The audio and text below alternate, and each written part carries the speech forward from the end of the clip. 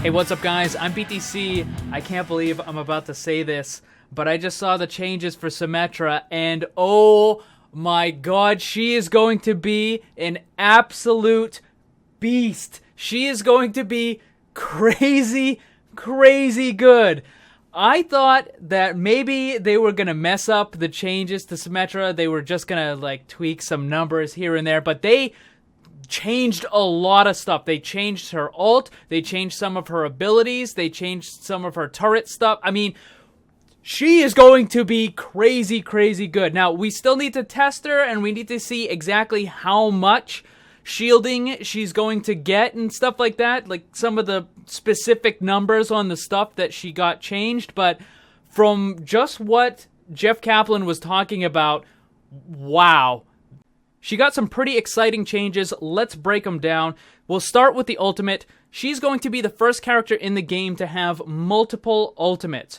She can't use them both at the same time, but when she gets her ultimate charge, she can choose to use her old teleporter or something new called a shield generator. Now, for the old teleporter, it functions basically the same, except now it has a bunch more health, and most of its health is going to be shields, which means that it's not going to be a single tracer that comes in and kills the teleporter and basically makes it worthless. Now, the enemy team is actually going to have to commit a little bit more to actually destroying the teleporter, because before, if someone came in and they did a bunch of damage to the teleporter, but you were able to kill that attacker, well, your teleporter would have like 10 hit points, and all they would have to do is come back and breathe on it, and your teleporter would collapse. But now, because most of the health for the teleporter is going to be shield, if they don't kill it in one go, then it's going to go right back up to full health. So that's pretty nice. But the other thing is now she has a secondary ult, which is her shield generator. Now, what the shield generator is going to do is it's going to provide a large,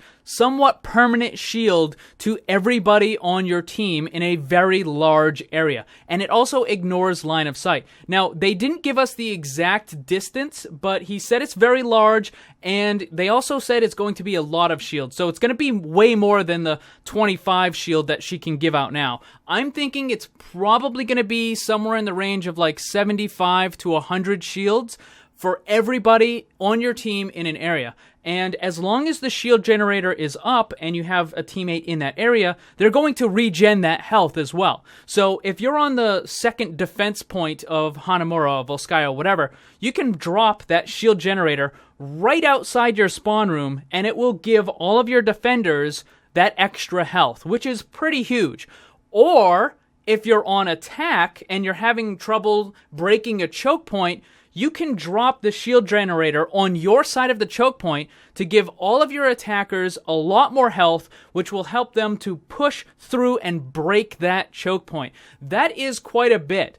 Now, that by itself is pretty awesome, but she also has a new ability. So, because the shield generator is going to be what's giving everybody on her team shields, she now has a new ability in place of that little 25 shield that she used to have. She now has a projected barrier, which creates something similar to how Reinhardt had, except it moves forward. Basically, she makes it, and then it kind of like floats forward. Now, again, we don't know how much it's going to block, and we don't know how far it's going to go or how fast it's going to go. But the way Jeff Kaplan was talking about it is you can use it more offensively. You can use it to actually push your team forward. And the thing is, for unorganized teams, this is actually going to be really good, because if you have a Symmetra on attack, I can't believe I'm saying this. If you have a Symmetra on attack, right? This is mind-blowing. If you have a Symmetra on attack, so you move up to the choke point and you use your projected barrier, and it will create something similar to what Reinhardt's barrier looks like, except it's a little curved, and it will move forward. Now, it doesn't matter if your team isn't communicating, if they're in different voice comms or whatever. Like, once everybody on your team sees that barrier appear and they see it start moving forward, it will help everybody to understand, like, now is the time when we push forward as a team. And they follow the projected barrier in. I mean, it's like the Pied Piper of, Overwatch. Like, look guys, here's the barrier, now we follow it in. So for unorganized teams, that's going to be really good. So with the changes to her ultimate with the shield generator and now the projected barrier, Symmetra doesn't even feel like a support anymore. She feels more like a tank. Because supports, you look at the other supports, what do? They heal damage. But what does Symmetra do? She prevents damage. That's basically what a tank does. Now, yeah, sure, she's still super squishy, but her abilities are more in line with that of a tank character than that of a support character, which is kind of crazy. Now, I definitely don't think that Symmetra could replace a main tank role on a team lineup, but depending on how good these barriers are and how good the shield generator is, she might actually be able to replace the off tank or the bruiser role of your team lineup, which again is just insane. The turret ability got a quality of life change, which is also a buff. Now, the turrets themselves still function the same. You can only have 6 of them deployed on the map at any time. They still die in one hit, and they still do the same amount of damage. The change to the ability is that before you could only have 3 of them in reserves, and now you can have 6. So as soon as the match starts, you can go out and deploy all 6 of your turrets, whereas before you would deploy 3, and then you wait a little bit and deploy another one, wait a little bit, deploy another one.